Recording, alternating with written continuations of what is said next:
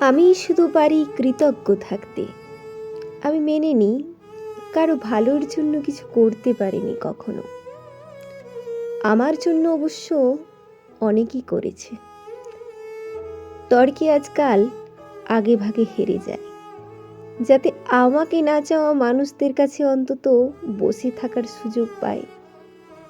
দ্বিধা শঙ্কা নিয়ে প্রত্যেকটা মুহূর্তে আমি শুধু সুন্দর এবং স্বাভাবিক এক মৃত্যুর চিন্তা করি। আত্মহনন আমার দ্বারা হবে না, আমি ভয় পাই। আলাদিনের চোরাক যদি কখনো কোনো ইচ্ছে পূরণ করে দিতে চাই নিজে থেকে, আমি শুধু চাইবো মরে যাওয়ার আগে একটা দুশ্চিন্তা মুক্ত দিন, আর ছেড়ে যাওয়ার সব মানুষরা আমাকে যেন জড়িয়ে ধরে তাদের বিশুদ্ধ আন্তরিকতায়